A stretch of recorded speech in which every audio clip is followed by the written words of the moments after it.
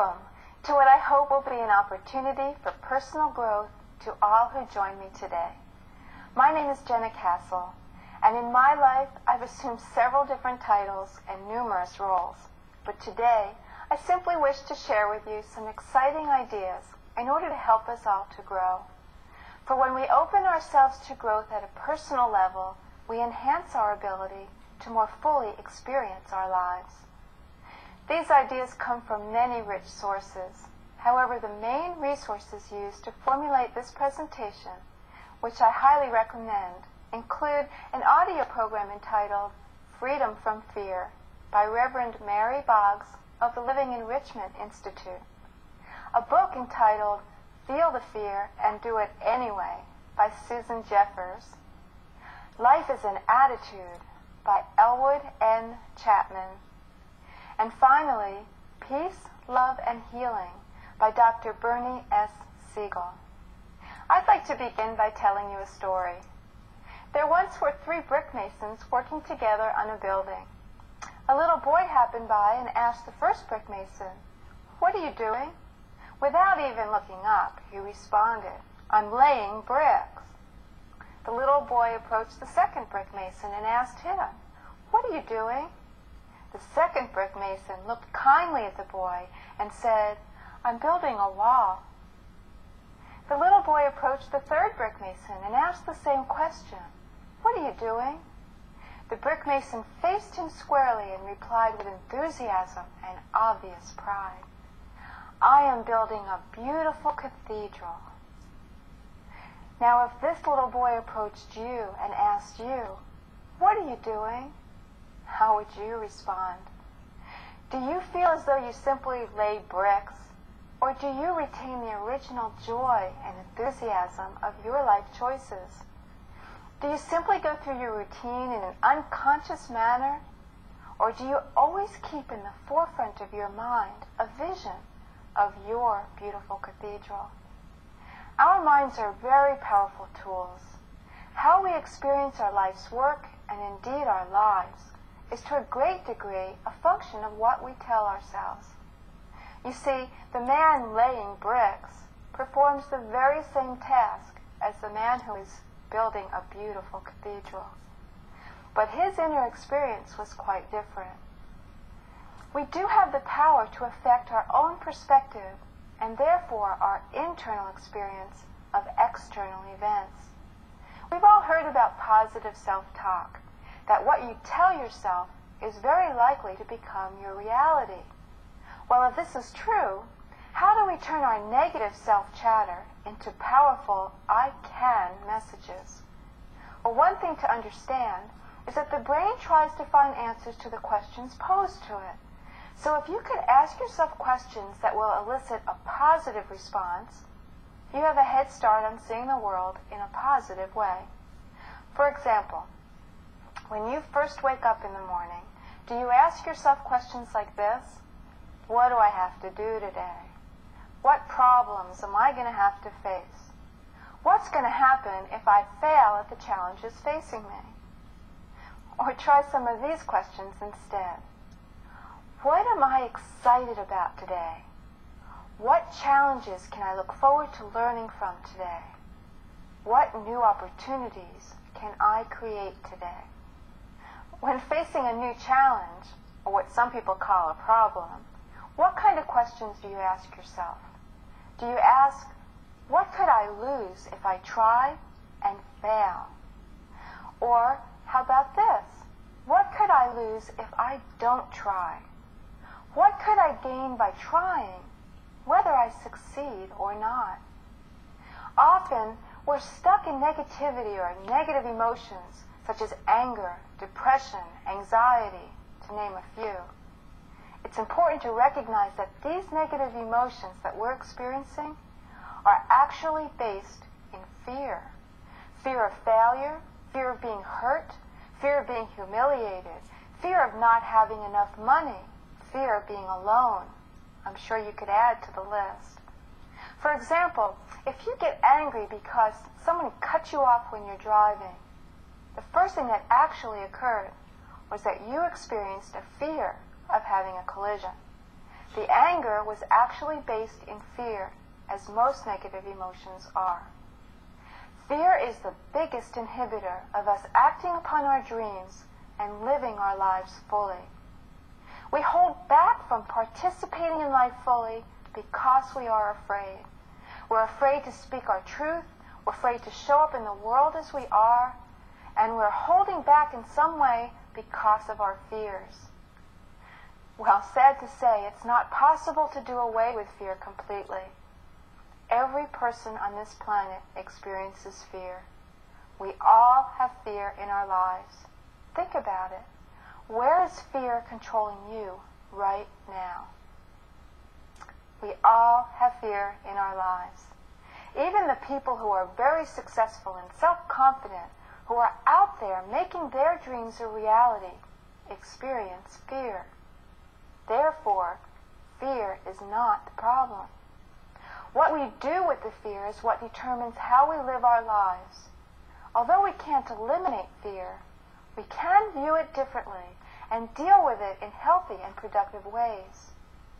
You see, we each have places, events, situations with which we're comfortable. This is known as our comfort zone.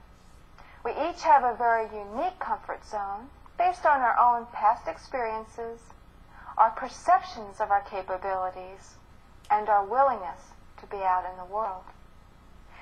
Some people are only comfortable in the confines of their own home. Others venture out into the world, into the workplace.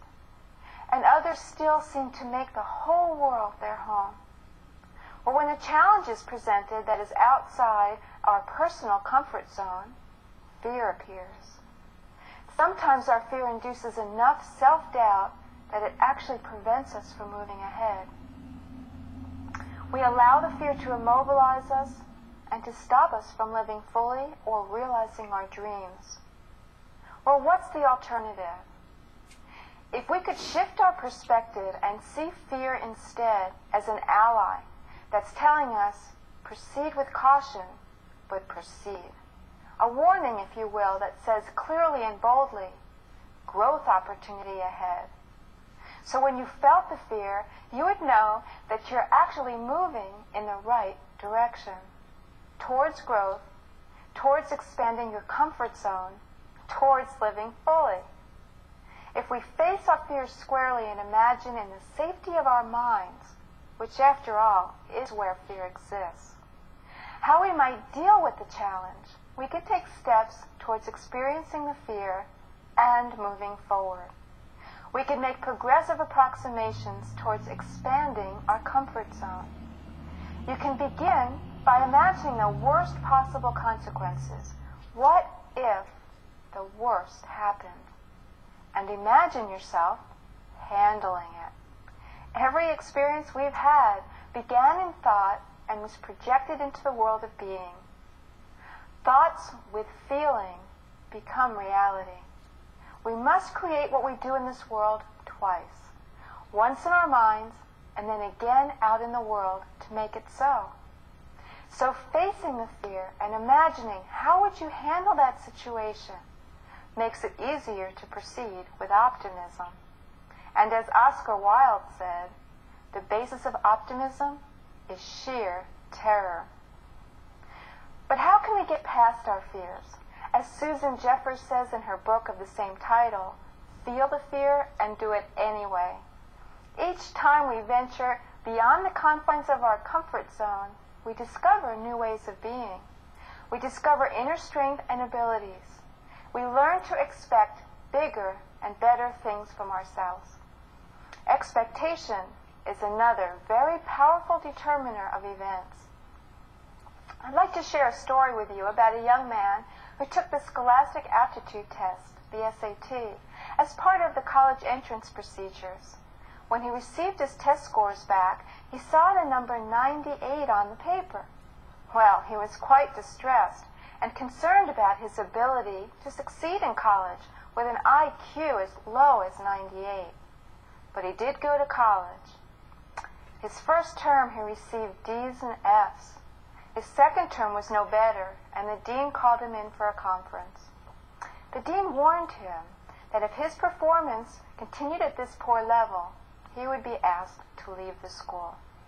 "Well, what do you expect?" replied the young man. "I only have an IQ of 98. The dean took out the file and explained to the young man, "You don't have an IQ of 98. You scored in the 98th percentile.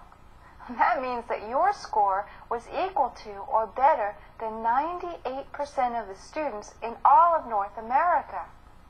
Well, the next term, that student pulled a 4.0 grade point average. The only thing that had changed were his expectations. Another example of how powerful expectations are in determining events was shown in a research project conducted in San Francisco. 3 teachers had been brought into the principal's office and told, "You 3 teachers are the best teachers in this whole school.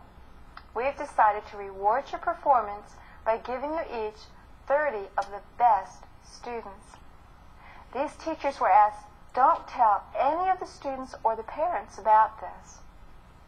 At the end of the year, it was found that these students tested significantly higher than all of the students not only in the school, but in the entire district. The teachers were brought in again. They were informed that this had been an experiment and that the students had actually been selected at random. Well, the teachers were amazed, and they could explain the high scores only by the fact that they were, after all, the best teachers.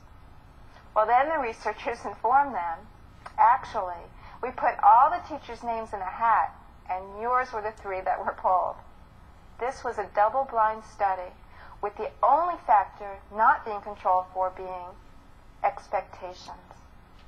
In summary, if we learn to live with fear as an ally, which navigates our path in the direction of growth, use our minds and strength of spirit to expand our personal comfort zone, and learn to expect bigger and better things of ourselves, we will enhance our ability to live more fully with a constant focus on our beautiful cathedrals. I'd like to leave you with a poem that says,